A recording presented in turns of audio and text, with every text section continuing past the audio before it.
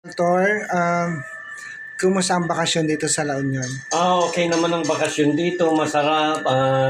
Kahit bumabagyo, masaya. Malapit kami sa may beach. Isla Bonita to. Guys, si Eltor po, gumawa siya ng sarili niyang channel. So, tinuruan ko, isubscribe niyo po siya mga babayan. So, panoorin niyo po yung kanyang mga video at huwag niyo kalimutan mag-like and share. Hit niyo na rin yung notification bell para updated kayo sa mga latest post ni Eltor. So, bakit naisipan mo mag-vlog? Para habang walang ginagawa, di mag-vlog. Parang may post ko naman yung mga kaibigan ko, mga friends. Para makita naman ako sa mga friends ko sa ibang bansa.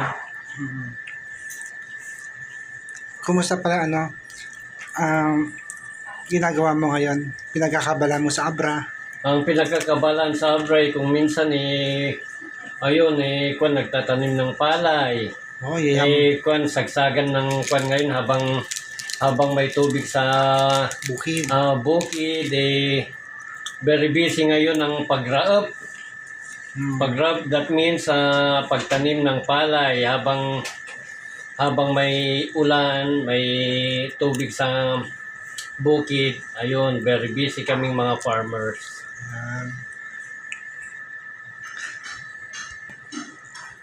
Sa mga bagong viewers ng mag-subscribe kayo dito sa channel ko. Parang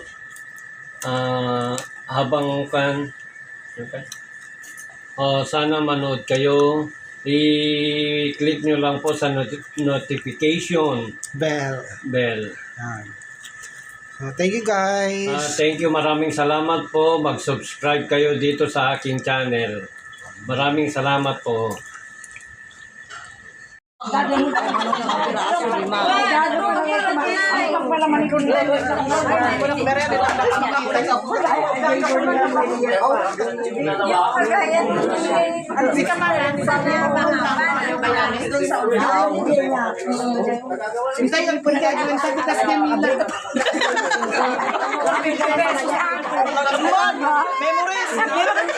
Ano ka gagaga? Kaya wala yung batong kayo.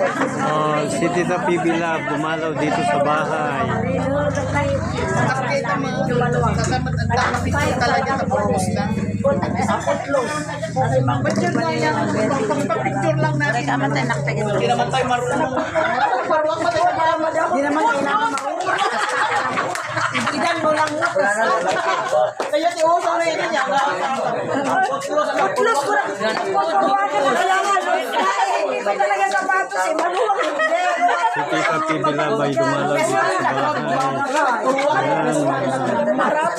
Katabi niya yung panganay kong kapatid. Ayan, pamangkin ko at saka si Ate Elma. Siyempre, naglibat sa akin dyan. Tara kami at nagkuy-kuy di Manila. Ang mga nakatikakuy. Kapag si Mangkay. Ito din ang kapatid ni PB Love, si Ma'am Cathy. Hello. Sala kami. Ayan mga bisita namin. Ayan yung kapatid namin si Edo. Ayan yung dati kong alawat sa kanila. Binisita ni Ma'am Carmen yung mga pamangkin niya. Hello. Video yan.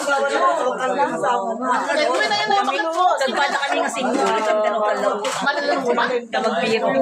ng single.